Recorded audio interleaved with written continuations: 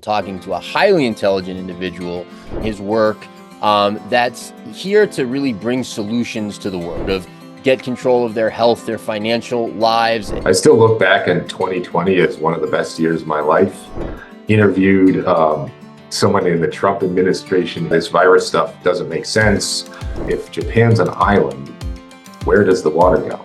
The heart is not actually the mechanism within the body that pumps the blood. Who had sort of great success treating people in a non-traditional way on diseases that were very difficult, if not impossible, to cure. The drugs don't do anything to treat the underlying condition until he helped someone with cancer with mistletoe, and then the California Medical Board came after him. So yeah, and he actually gave up his... It cause a whole host of, sort of negative emotions that can and will impact your physical body. We've basically created the tools that you need to heal. We can be in our fight to help wake people up. I know that a lot of the big people in the lab-created virus camp are at least very skeptical that viruses exist at all. He suggested that maybe there was a connection between autism and vaccines. Keep specifically people like Bobby Kennedy away from Trump. Can you show me any evidence that there is an isolated virus? And we got SARS-CoV-2. A couple of your doctors at the clinic have connections to Ecuador. He studied Indigenous natural healing in Ecuador. So he went down to Ecuador. The symptoms that you're experiencing are actually the body's healing response. Hello, everyone, and welcome back to the channel. Jesse Bayer, Abundant Living Ecuador, joined today by Asher Cowen. I'm not gonna lie, this is gonna be a fun one for me. This is sort of a new series that we're doing where we're telling people, cool people doing cool things. We're telling their story, stuff that kind of aligns with what people are interested in this region that we're in here. And again, this is going to be a fun one. So I actually went to high school with Asher. We've known each other a long time, probably since somewhere around, 99, 2000, somewhere in there. Asher's father of fame at this point, is Dr. Tom Cowan. He's written a number of books, and he's kind of a relatively well-known MD, who really blew up during the kind of COVID time where his work became really well known internationally, at least among certain circles. A lot of people here know who he is. I actually had the pleasure of sitting next to him at your rehearsal dinner for your wedding, which was the first time I had met him. Had no idea anything about him, didn't know what he did, didn't know who he was. And I just got a chance to sort of chat with him, and I realized very quickly into the conversation that I'm talking to a highly intelligent individual who who has some deep expertise.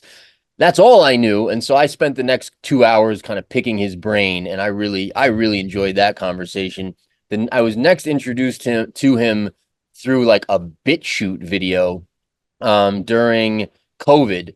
And I kind of squinting, it's kind of a grainy video, and I'm like, that's Asher's dad. And then I kind of found out who he was, and as he was sort of blowing up. So that was pretty cool. Asher does a lot of really interesting things. So they run Asher runs a couple of businesses, including Dr. Cowan's Garden, if I'm getting that right. Basically a supplement, sort of a vegetable powder company, and they sell a bunch of other products and do a bunch of cool stuff. If I'm screwing any of that up, Asher, you will correct me shortly. But really, when we actually did a podcast together, myself and Asher, for a little while, that was a lot of fun. We both just kind of didn't have the time for it and stopped at some point, but that was I think mostly during COVID or during that kind of period of time. Post, yeah.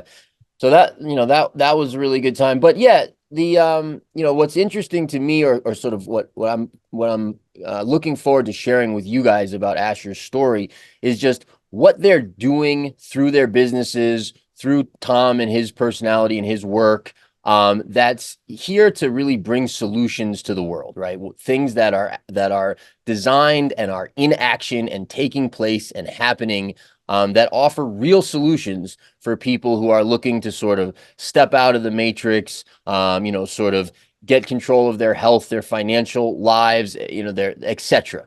So we're going to dive into a whole bunch of that stuff today. So after that very disjointed and lengthy introduction, how's it going, Asher? Thanks for doing this today. Good. Yeah, no, this is going to be fun, like you said. So happy to be here. And not sure there's a whole lot to correct on the intro. But yeah, we're doing a lot of what I think are cool things. And the platform that we've gotten through my dad and, kind of blowing up during the COVID era, I guess you'd call it, has been a lot of fun. I would say I still look back in 2020 as one of the best years of my life. That's probably not what a lot of people would say, but it kind of thrust us into the worldwide spotlight. And, you and I have been a truther, conspiracy guy, whatever you want to call it, for a number of years then. And to me, that was like confirmation of my worldview.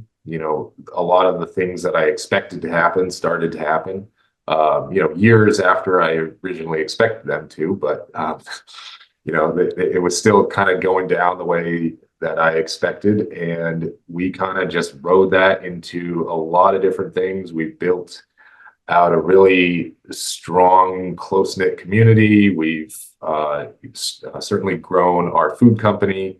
Dr. Cowan's Garden, like you mentioned, we started that with vegetable powders, but now it's grown into a variety of different product lines. And the impetus behind that is, number one, it's what I want for myself. And so if I'm making these products available to our customers, then I get to have them for myself, which I really like. And number two, I wanted to, at least during COVID, I wanted to have a way for people to essentially get every food group that they needed without having to go into a grocery store. And so I had the vision of sort of being that kind of all-in-one shop that people could go to. So now you can get meat packages, you can get your vegetable powders, you can get your granolas, your nuts, your nut butters, grains, legumes, all different kinds of stuff, olive oil, ghee, anything, pretty much any food group from our website. So that's been a lot of fun to build that out. And then, sort of building out the brand of my dad, into more of like a speaker, author, and influencer, although he would hate that term probably.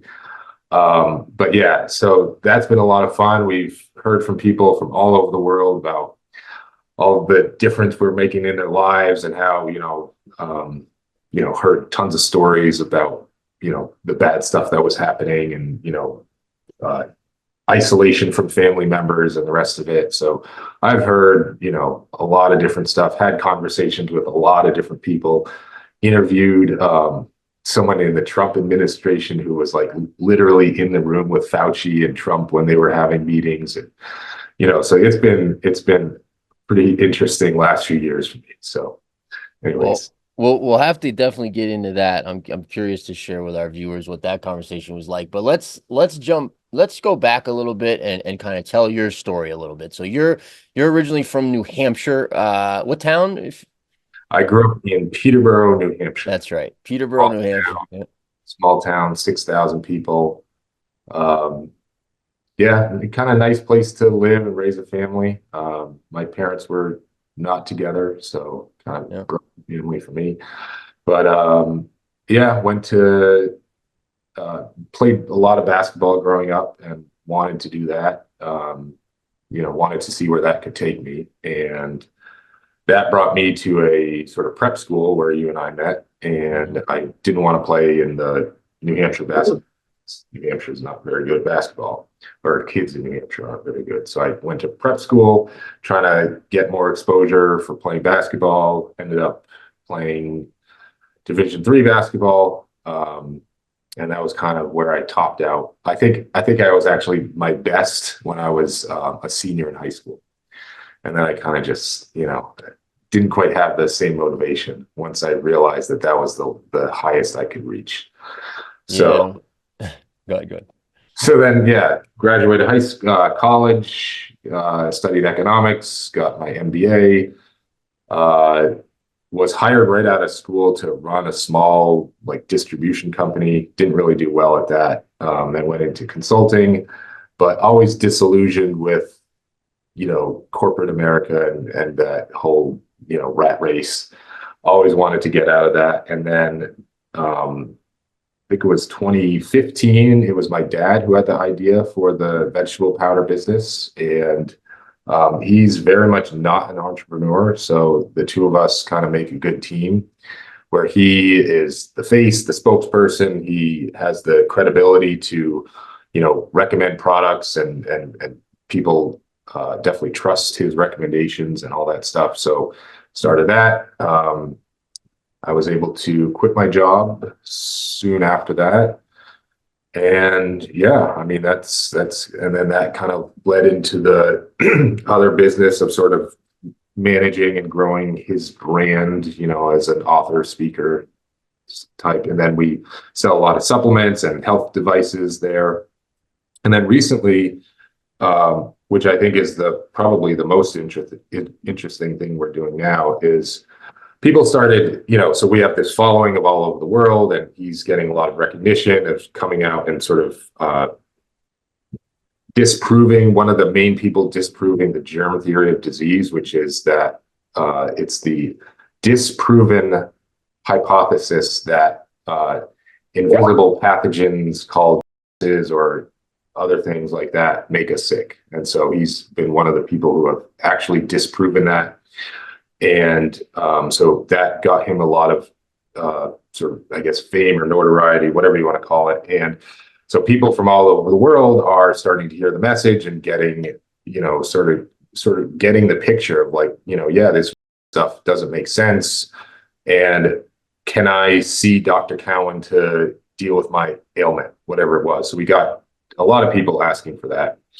And that kind of the idea, light bulb went off, let's start a clinic. So what he's been talking about as the sort of the old paradigm, this germ theory, this old understanding of biology, this old understanding about how the human body works is essentially disproven. And there's not a whole lot of truth to it. And so what he's putting forward is this idea of the new biology. The new biology it's actually the old biology. What we used to understand these things, and so it's essentially the body is made up of crystalline water, and it functions in very different ways than we typically think. And so we set up a clinic to help people with their health issues, and so we hired a doctor. It's a membership-based clinic.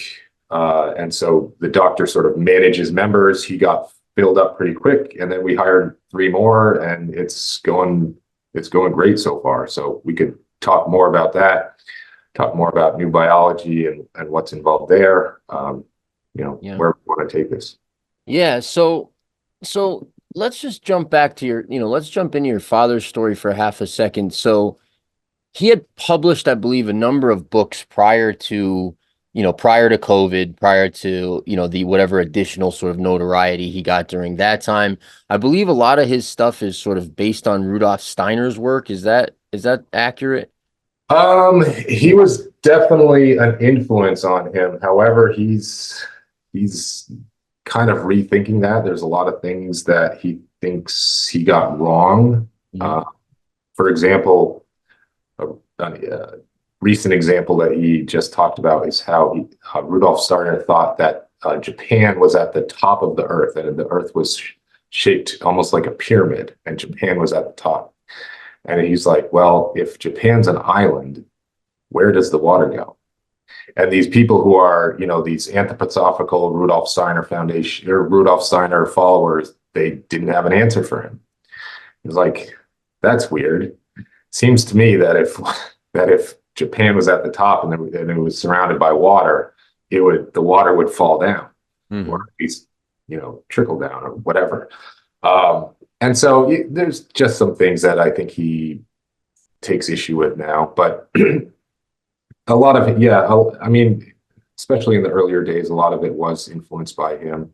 I don't know where I mean, so if we're talking about his previous works, one of them was Human Heart, Cosmic Heart, where he made the case that the heart is not actually the mechanism within the body that pumps the blood. It's actually the sort of properties of the water and the blood vessels and veins and arteries and capillaries inside the body that actually move the blood. And it's not the pumping heart that, this 1 pound organ that has the thickness of, like, a paper in some areas, can generate enough force to squeeze the blood that would go all the way around the body and stop at the bottom and then pick up speed at the top to come back up. And so, like, it just doesn't make any logical sense. And then I think it's the aortic arch, so like the aortic arch is this little arch here. And if you imagine a garden hose, you turn on the garden hose and it goes like this, it straightens out, except when the aortic arch, when the blood goes through the aortic arch, it actually bends in. So how does that work? It would never work like that or function like that if the heart was the mechanism that made the blood move around the body. So, and then there was another one, autoimmunity, and his book, butchering the title, but and then there was Cancer and the New Biology of Water. So water is a big important thing. I mean, he's really into studying the properties of water and how that impacts us and our health. I mean, we're essentially made up of almost all water in this sort of structured crystalline state within our bodies. Because so for example, matter is, what is it? Liquid, solid, and gaseous, right? So of those states, which one is Jello? Jello is like almost 100% water. So which state, liquid, solid, or gaseous, is Jello? Well, it's not liquid because, obviously it's not liquid. It's not gaseous because it's not steam. And it's not ice either because it's not ice and it's not frozen. So what is it? Well, it's in this fourth phase, this gel-like state, structured state. And that's the water that's in our body. And essentially, we need to have the water structured properly in our body for it to function properly. That's what sends the signals, through our body. It's not these synapses between nerves. Though that's another thing that he's sort of debunked. And it's this communication signals within the body that essentially help it stay and be healthy. And so a lot of the health issues can be explained in a different way than we typically think. Mm-hmm. Okay, so your work with your father begins with the company, with Dr. Cowan's Garden. Is that accurate? That's when we started working together. Before that, I was, working in corporate doing stuff, and he was practicing medicine. And he was a practicing MD, I think, mostly out in San Francisco for a long time, correct? But his last 2 decades were almost 2 decades were in San Francisco. Before that, he was in Keene and Peterborough, New Hampshire. New Hampshire. Yeah, so probably about 17 years in California and 2 decades ish in New Hampshire and upstate New York. And he's one of those guys that, one of those sort of medical professionals, in this case, doctors, who, had, correct me here, but, who had sort of great success treating people in a non-traditional way on diseases that were very difficult, if not impossible, to cure through mostly traditional methods. Is that accurate? Mostly, some of them were hard to cure, some not. I mean, let me give you an example. So, and this is kind of the way that how to differentiate sort of modern mainstream medicine versus what we're calling new biology medicine. And it's really about learning the person's story. So let's take an example of three people. They go to the doctor. They're all complaining of joint pain. And the doctor takes a look at them, talks to them for about 5 minutes, immediately recognizes the symptoms. Oh, this is arthritis. And then he prescribes one of the leading arthritis drugs that come with stated side effects that include internal bleeding and a whole list of other bad stuff that you don't want. Additionally, the drug, first of all, it may have been sort of determined by the most persuasive or even most attractive pharmaceutical sales rep. So it's not necessarily even coming from your doctor. It might be coming from the sales rep, and they're like, oh yeah, I'll go with this one because they gave me the best perks. So you never know if that's what's really going on. And then you're left with these potential side effects, and the drugs don't do anything to treat the underlying condition. So if you stop, the problem will only get worse. So that's the mainstream medicine. That's even alternative medicine are sort of in this symptom, disease diagnosis, treatment, sort of progression. So the difference between that and what he would practice and what we practice at the New Biology Clinic is we learn the person's story. So we take these three people, maybe through talking with them, like actually talking with them for an hour and learning their story, maybe we find out that one person had an ankle injury 10 years ago and has lived a sedentary lifestyle. And, because of that ankle injury, it's sort of manifested in other parts of their body. And now they have trouble moving their joints and they have pain whenever they do. The next person, maybe they've been eating a vegan diet for the last 5 years and they don't eat any collagen. And now their collagen made up of joints are breaking down. And maybe we find out that the third person has taken excessive calcium supplementation and they have calcium deposits in the joints. So these are all three very common things that could then manifest into these very similar symptoms. And so these similar symptoms have very different causes and therefore require very different solutions.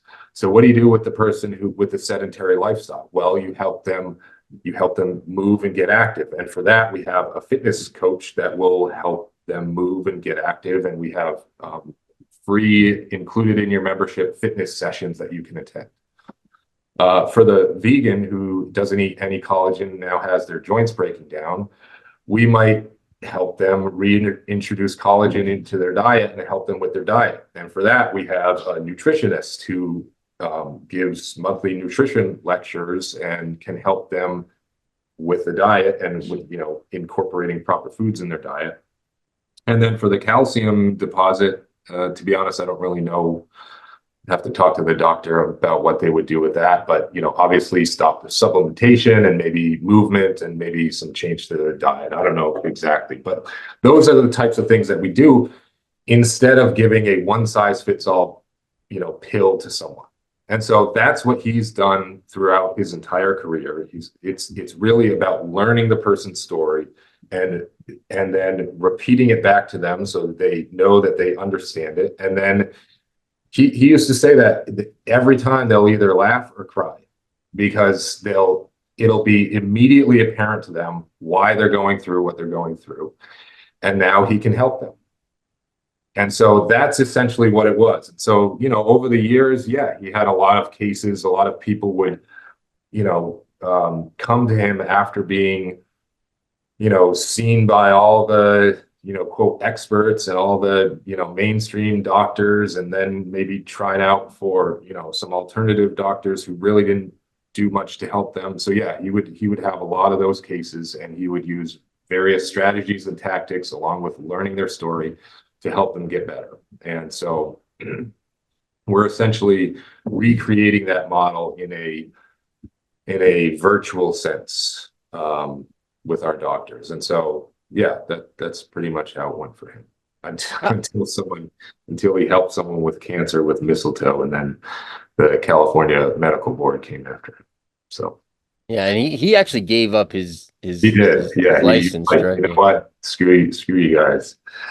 And yeah, he gave up his license. So Hmm. What are your guys's, how do you guys view sort of the psychological slash trauma slash, belief kind of side of people's ailments? oh What are yeah, your that's a big part. Yeah, absolutely. You can manifest, you can have physical manifestations of mental trauma, mental, like whether it's um, delusional thinking that a might get you at any moment. That's going to cause, that could cause stress. It could cause fear. It could cause a whole host of, sort of negative emotions that can and will impact your physical body. And so, it's these negative thoughts. It's stress. Maybe it's stressful relationships. Maybe you're fighting with your spouse. Maybe you have issues with your kids. There's a whole host of mental things that can manifest in physical, in your physical body. So absolutely, that's one of the things that can impact that. And our doctors, they're all, they all know this, and they all, they treat the emotional and the mental along with the physical. So this is part of learning your story, part of figuring out why this is happening. And maybe it is a mental thing. Maybe it is a delusional belief, or some sort of mental stress or something like that that can be causing whatever someone's going through. talk to me a little bit about the model. So, and I don't mean necessarily the business model, but in terms of the philosophy behind it. So, you've got obviously the medical system in the US is in many ways a disaster. You've got, it's basically run by, insurance companies and the threat of, I should say insurance companies, lawyers, regulations, and somewhere in there might be a doctor who has a little input, but it generally it's really like those three things that, and of course it's insanely expensive. The outcomes are not always great. Even in the world rankings, the US is not even that high anymore at all in terms of their level of care. So, you guys start this clinic. Obviously, it's successful. You're hiring more doctors. People are signing up. It's sort of a service-based, or I should say, a subscription-based model. Is that, how does that work? Like, are you guys, sort of trying to solve for some of those things that I just mentioned in the sort of standard system? Is it based on insurance? Talk to me a little bit about that. So, Yeah, absolutely. I mean, yeah, I believe we're solving not every problem, because there are certain acute issues that we can't deal with, like, physical injuries, cuts, broken bones, those types of things. But for your sort of regular healthcare, like let's say you're a parent, or you have a family, and you want to take care of your health, or you're dealing with a nagging condition that you aren't quite sure what it is or how to resolve. Those are the people that we can and absolutely do help. So the way it works is you sign up for a membership. You can either be an individual member, a small family, which is up to 4 people, or a large family membership, 5 or more. And then we actually also have a pet membership. So we have a vet who absolutely gets it. She knows what she's doing, both from the medical front and on every other level as well, as do all of our other doctors. But she also does, so I wanted to call her out. But so you can get a pet membership as well. Um, so you sign up and you essentially get access to your doctor. So you're paired with what we're calling, I guess, like a primary practitioner. I mean, it's a doctor, like they've gone through all the training. Not that they necessarily believe in that training, but they've gone through that training. But they've also been trained and have studied on their own what we would call the new biology principles. So they know everything that my dad does and they practice in the same way. And we get together and talk about certain issues and problems that they might be facing with a particular patient. So it's kind of like a team working on it. So for your monthly membership, you get access to the doctor kind of on an as needed basis. It's not like unlimited, but if you need an appointment, we can get you an appointment. And then you have also get access to what we're calling our enrichment program. So the enrichment program includes a variety of kind of specialty practitioners. And they lead group sessions on a variety of different, I guess, healing modalities. So one of them would be fitness. So the guy, he started off as my fitness coach, and I mean, I played college basketball and I'm in better shape now at almost 40 than I was when I was playing college basketball. And the other thing, and I haven't lifted anything heavier than 27 pounds in the last 2 years. So the way he gets you to work out very quickly, I thought this is the way to go. And we need to include this in our clinic. So you get group fitness sessions. I think he does 6 or 8 in a month. And then you get so in addition to the group fitness sessions, we have biofield tuning, which are these tuning forks that create the sound resonance that your body resonates with, and there's healing involved there. We have emotional freedom technique, which is a tapping technique that sort of works to open healing pathways and is really great if people are dealing with emotional issues of any kind. We have guided meditation. So one of the practitioners will lead a guided meditation session. We have guided breath work. We have nutritional lectures on a monthly basis, and then we have like a doctor roundtable where they'll take a topic and discuss things. So you have access to all of that in addition to access to your doctor, so you can talk one-on-one with them.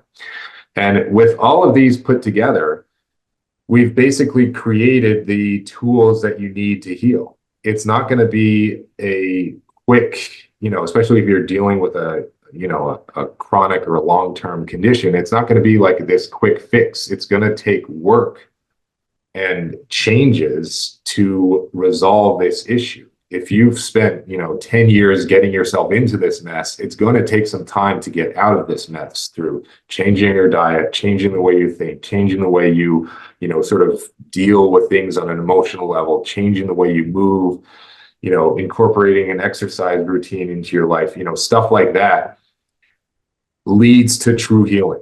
It's not taking a pill. That's not going to heal you. That will only potentially make things worse, and it doesn't heal you. So that's the difference. And it's, in my opinion, very affordable. I mean, this is, $89 a month for an individual, $159 for a small family, and $199 for a large family. And so you get all of that for, pretty low monthly fee. And it's something that pretty much anyone can participate in from anywhere in the world. All you need is a phone or an internet connection. And we are giving everyone the tools that they need to heal themselves, or to just manage your health. If you're a family and you got kids and you want someone to sort of be there to help guide you on your health journey, and, we can be there for you as well.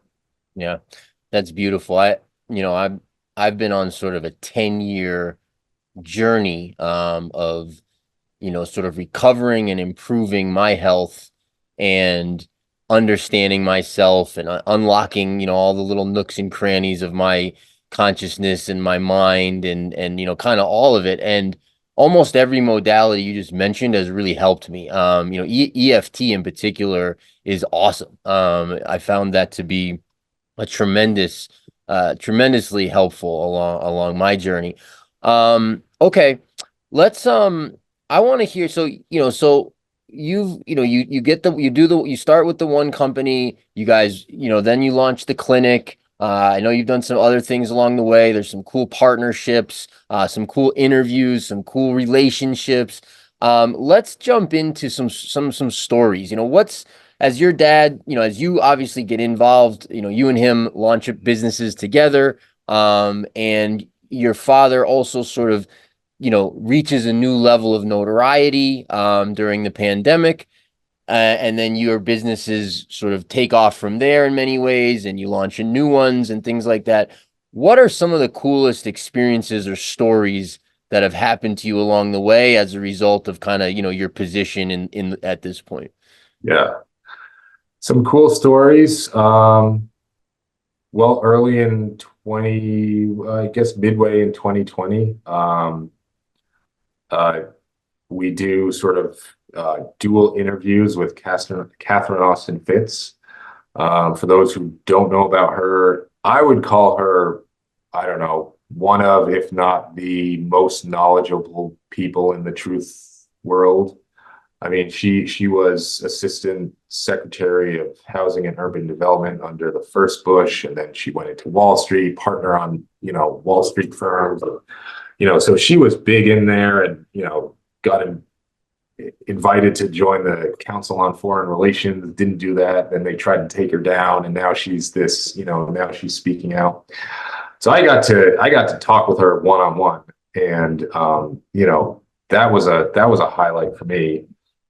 She's really good, and then we've had some dealings with her more recently, including I asked her a question in front of it was like a live audience thing, and I got up there and I told her who I was, and she remembered, and we said hi and all that stuff. And then I asked her, what do you think about the strategy of exposing the no thing in the overall sort of truth movement? She had a really interesting answer, and she said, so first of all, she cut me off before I was going to ask the full question, because I think she was thinking like, all right, Catherine, what do you believe? Do you believe in this? And I wasn't asking that question. I was going to ask, like, what do you think of our strategy of this is the lane that we can be in our fight to help wake people up? Because I'm getting people from all over the world telling me like, oh, what your dad is doing, what you guys are doing, it's opened my eyes, and now I see the world differently. So to me, I'm thinking, we're at least doing great. We know the next thing is central bank digital currencies, but our lane in this fight is talking about and the germ theory and exposing COVID for the fraud that it is. And so she disagreed. And then, so she didn't think that was useful, because, and it's kind of like, we're in this kind of fight between, this within the truth community, you have the people and the no people. And the people, I mean, they're kind of perpetuating the myth that there are these pathogenic things out there that can make you sick, even if it was created in a lab. They're still in this camp of, yes, there is something, and so if there is something, even if it's created in a lab, then the powers that be can make a justification of say, well, yes, and maybe it was created in a lab, but because there is this thing, we need to lock down, we need to mask up, we need to vax up, all that stuff. And so I think it's counterproductive that they're still promoting this lab created theory. And I guess I don't know for sure, but I know that a lot of the big people in the lab created camp are at least very skeptical that viruses exist at all. So like, I'm talking like the highest people in that thing, and I'm not going to name names, but they've said specifically like, yes, you're probably right, we got problems. And so, even though they're writing books about the lab leak. So I'll just leave it there. The next, another interesting story was interviewing doctors for the clinic. So we put out the word, and we got well, maybe not hundreds, but we got over 100 applicants from all over the world, including the head of organ transplant for the Middle East, which I didn't even know a position existed, but apparently he wanted to work in the new biology clinic. And another person who I interviewed was a sort of senior healthcare policy advisor in the Trump administration, and she was literally in the room when Fauci and Trump would meet. And one of her jobs, she said specifically, one of her jobs was to make sure that Trump never heard stories, evidence, or whatever you want to call it, about how might be bad. Because I don't know if you remember, but in the campaign, he suggested that maybe there was a connection between autism and that went away pretty quick. But it definitely got piqued my interest, and thought like, oh, maybe there's something to him. And then it kind of went away. And interviewing her kind of shed some light as to why it went away. After he was elected, and then into the thing, and then obviously he was partially responsible for Operation Warp Speed, and so her job was to keep specifically people like Bobby Kennedy away from Trump. Like she told me he was at the White House there to meet with him, but it never happened because they did their job and kept Trump away from Bobby Kennedy. And he's obviously one of the leading people in the, skeptical about camp. He's also in the lab leak camp. So yeah, those are some of the more interesting stories. And I guess for my dad too, you're muted, by the way. So the head, I was never involved in this one, but from what he tells me, the head of, he and Andrew Kaufman were talking with the head virologist at the Wuhan lab in China. And, so and this is after Christine Massey has done, I think 70 something FOIA, Freedom of Information requests of all the biggest governments in the world for their health departments. So like NIH and CDC and those types of people, Freedom of Information requests. Can you show me any evidence that there is an isolated virus? They all say no.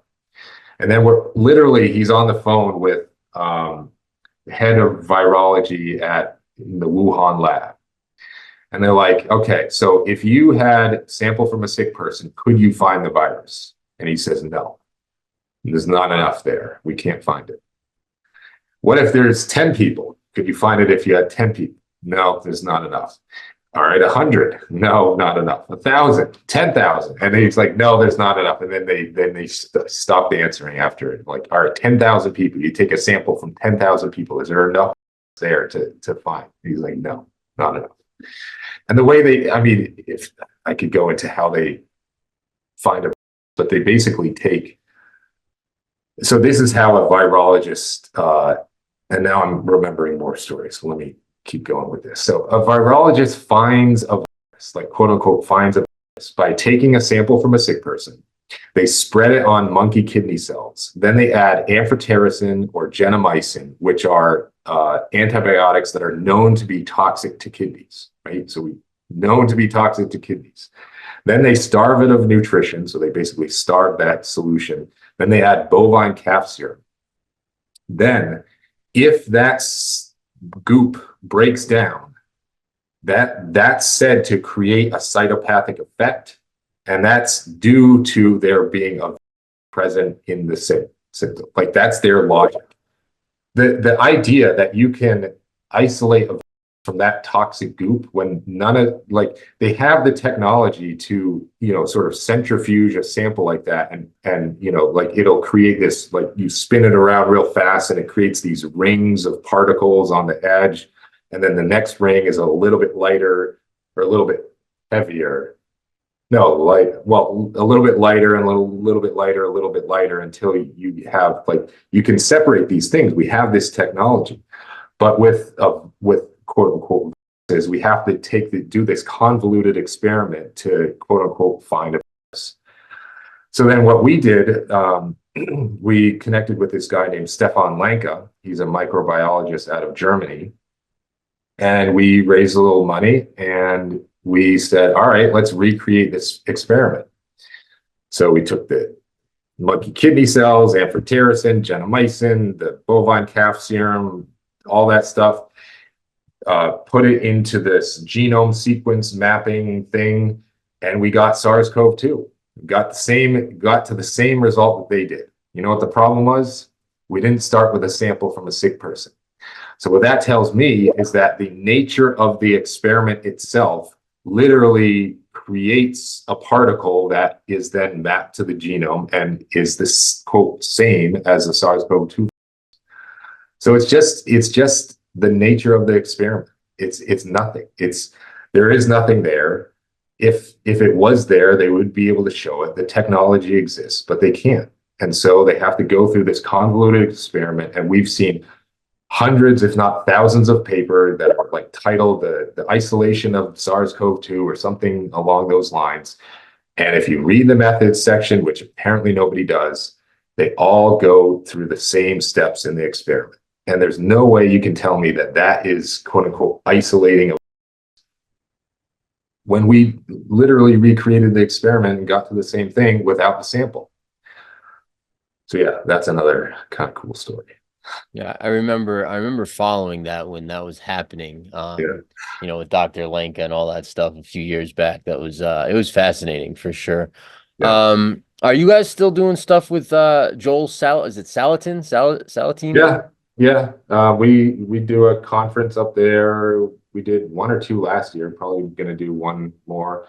And he supplies the meat for our meat boxes. So if you're looking for what I would argue the best quality chicken and beef out there, you can go to Dr. Cowan's Garden and order yourself a meat box, and it'll come directly from Face Farm and Joel Salatin. So yeah, he's awesome. He's great.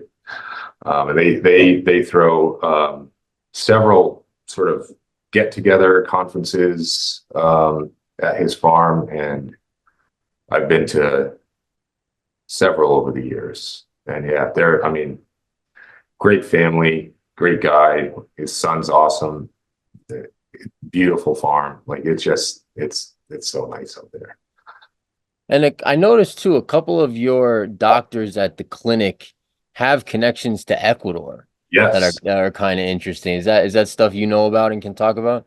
Yeah, a little bit. I mean, so Rodney Soto he's Ecuadorian. He grew up there, came to the US, I think for medical school. I'm not sure if he came before then or after then, but he said he wanted to be a neurologist since he was like 8 years old.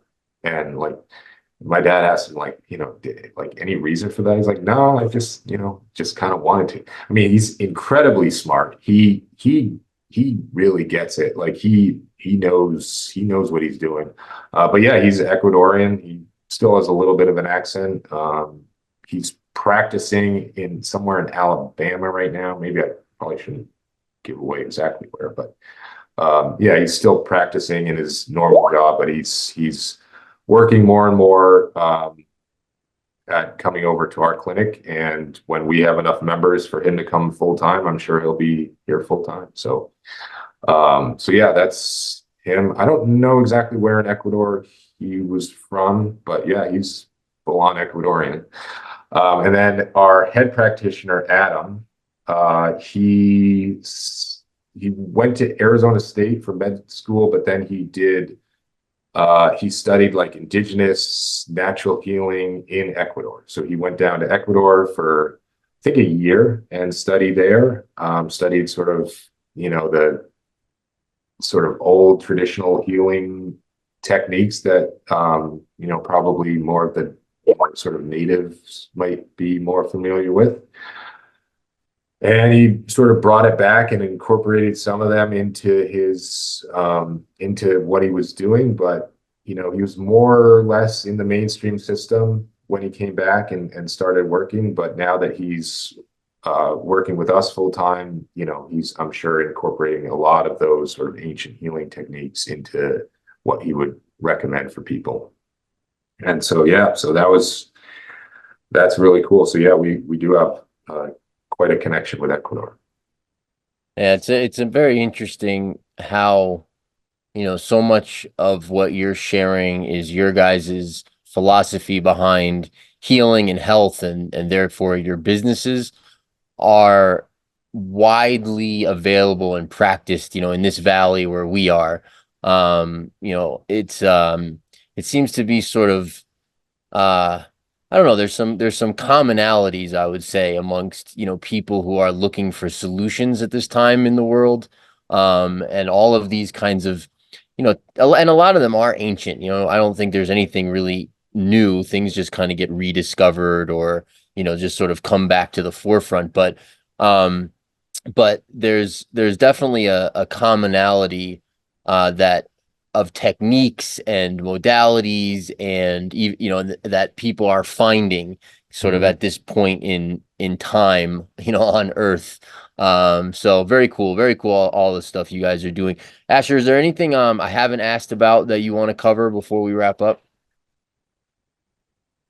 Not really. I think we hit most of the high points. But yeah, these modalities, these healing, techniques or modalities, whatever you want to call them. Yeah, they for a lot of them have been around for a long time. I mean, mineral baths and sweat lodges and, things like that. Like the way to think of it is the symptoms that you're experiencing are actually the body's healing response. So, for example, if you have a splinter and then you don't do anything, you don't take it out, and your body then creates pus, right? The pus is your body's attempt to get rid of the splinter. It's not the disease. The disease is the splinter. The pus is your body's attempt to get that out. And so if we just treat the symptoms, so you go to the doctor, now it's infected, you go to the doctor and they give you antibiotics. The infection might go away, but if you don't take care of the underlying issue, which is the splinter, it's just going to come back. And so, all right, so let's say you get this brutal cough twice a year. And then you go to the doctor and he gives you cough medicine, so you stop coughing. Well, what if, and this is what, why getting to this story is so important. What if I don't know, you're a house flipper and twice a year you go into these really disgusting moldy houses, and then after that you have this mold toxicity that you've been breathing in, and now you develop this really awful cough. If you go to the doctor's going to stop your cough and you keep that stuff in your body. What your body's trying to do is you're trying to cough it out. So what you do is you help your body do that. And so what is your body doing? A lot of times it's creating a fever, and then it's creating mucus so that you can cough out that stuff that's in your mucus. That's what your body's doing. So what we would do is we would help you with that. So stay hydrated, because if you're going to have a fever and you're going to sweat, you need to, you need to be hydrated. And then induce that fever. Maybe it's a sauna or a sweat lodge or something like that. Maybe it's some sort of castor oil or something to put on your chest to help your chest get that stuff out. Maybe it's a turpentine sort of steam situation. There's a lot of things you can do to help your body do what it's trying to do. And so that's, I guess, the main principle here is that a lot of these symptoms that we see are actually the body's healing response. And the mainstream medical system will help you suppress them. And what we're trying to do is help your body do what it's already doing, which is to help heal. So, Hmm. yeah. Yeah, it's that shouldn't be revolutionary, but it is. Right. Like, yeah, we're not recreating the wheel here. We're putting some common sense principles onto this healing thing. And it's really just about a different understanding of how the body works. And then if we have that different understanding, then we can help it heal. All right. Asher, thank you very much for taking the time, man. It was truly a pleasure. Yeah, it's been fun.